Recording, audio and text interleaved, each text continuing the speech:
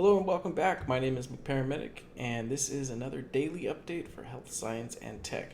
Today we're going to be discussing two of the latest trends in dieting and exercise. That's it, hard fast or hard pass. We're going to be talking about high intensity interval training and intermittent fasting. So you want to get in shape, right? Don't want to be part of the 37 to 40% of Americans that are clinically obese. Most people search far and wide for some miracle drug or prescription. Some swear by detox drinks or juicing. A lot of these promote better health, but none of them actually produce results. They just get your body in a sense of a little bit healthier eating. Juicing, well, you get a lot of the micro and macronutrients from vegetables, but none of them will actually shed weight unless you change something else about your diet and or workout routine. Right now, there's two hot trends of reducing BMI and getting fit. These two trends regarding health and fitness are high-intensity interval training and intermittent fasting, both engaging the body and producing wondrous results for a lot of people. First, we'll discuss high-intensity interval training. High-intensity interval training. First, let me forewarn you, this level of workout is not for everybody. This is a grueling style of exercise on average that lasts between 4 and 30 minutes, depending on your overall health, fitness, medical issues, stuff like that. It kind of all depends on how long you'll last. So what is high intensity interval training? Well, it usually starts with a short warm-up period, followed by maximum repetitions until failure, followed by another cool down period. For example, say you want to do it on a hill, okay? You're going to walk up the hill for 20 seconds. Then you're going to sprint as hard as you can up the hill for 40 seconds. And then after you finish your 40 seconds, you're going to do another 20 seconds or so walking, followed by another 40 seconds of running. And you do this until you can't do it anymore, until failure, until you can't get yourself to run for the full 40 seconds. So normally high intensity interval training follows this 2-to-1 rule, where it's two.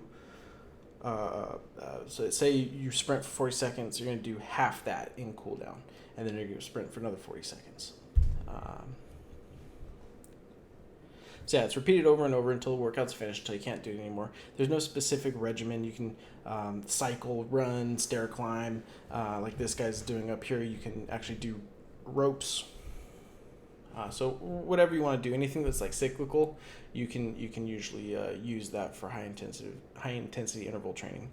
Due to many of us having time constraints, this is actually or a busy schedule. This is a very ideal workout for someone who's busy and doesn't have a whole lot of time to spend 2 or 3 hours in a gym doing those traditional weightlifting. Since most of the workouts can be done in 30 minutes or less, all you need is a really strong and lasting motivation, because it is a very difficult workout. A park or somewhere flat or somewhere with lots of stairs or hill, and just good old-fashioned hard work getting it done. That's probably the hardest part for a lot of people is mustering that courage to go out and actually put in the work. To supplement such a good exercise, there is intermittent fasting. Instead of restricting how many calories you intake, you restrict what times you intake those calories at. It is a cyclical pattern of eating and fasting. Most claim that it doesn't matter what foods you eat on this diet, but it's very strongly urged to eat healthy in order to maximize your results, especially if you're using HIIT. So there's 3 styles of intermittent fasting: the 16-8 method, the eat, stop, eat method, and the 5-2 diet. The 16-8 method is where you don't eat breakfast and you withhold eating unless it's between specific 8 allotted hours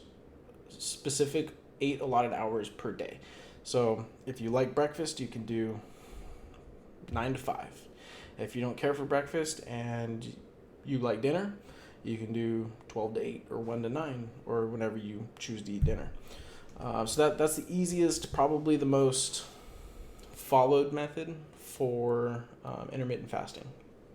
So the eat, stop, eat method states you fast twice a week for 24 hours on non-consecutive days, and then eat normal for the other 5. So take 2 days, Mondays and Fridays. Take those 2 days, don't eat, And every other day you can eat however you want, or you eat normal, whatever normal is for you. 5-2. With this method, you're supposed to restrict your caloric intake between 500 and 700 calories for 2 non-consecutive days of the week. So again, Monday and Friday, you eat 500 to 700 calories that specific day, and then the rest of the week you eat normal, whatever normal is for you. So this is again, like I said, the 16-8 method is probably the easiest and most followed method. Just whatever method you do, just make sure you are staying hydrated throughout the workouts and throughout the fasting. When you don't eat for 24 hours, a lot of people take that as well, I'm not going to drink any water either, or juice, or whatever you want to drink. Make sure you stay hydrated.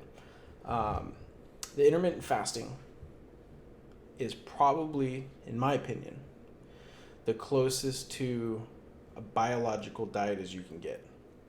There's a lot of keto diets. So actually, I'm going to be doing a video on keto and an article on keto here pretty soon.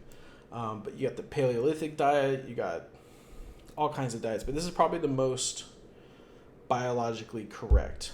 The human body has developed into a machine that can withstand long amounts of times without eating or having any kind of caloric intake. This goes all the way back to hunter and gatherer days, where they didn't have Costco, Albertsons, Vons, supermarkets, refrigerators. They didn't have any of this stuff, and they only relied to eat on anything they could find or hunt. And oftentimes, unfortunately, they would go 2, 3, 4 days without eating if they didn't have any game to hunt or any berries to pick or anything like that. So in my opinion, this is probably the most biologically correct diet. There are plenty of other diets that work for a lot of different people. I personally have done this, and I've done the keto diet, which I'll explain in another video. But this worked wonders for me. The intermittent fasting, along with the high intensity interval training, it produced a lot of good results, especially while I was competing in sports. So I personally have a connection to this one. It worked very well for me. As long as you follow the guidelines, you should see within a month, you should notice significant results. That is it for today. Appreciate you guys swinging on by, watching this video. If you liked it, leave a like. Make sure you hit that subscribe and that bell for those daily video updates. And if you have any questions, feel free to comment. I'll read all of them. I respond to all of them. But until then, you know the drill. It's everyone's responsibility to stay informed. Thank you.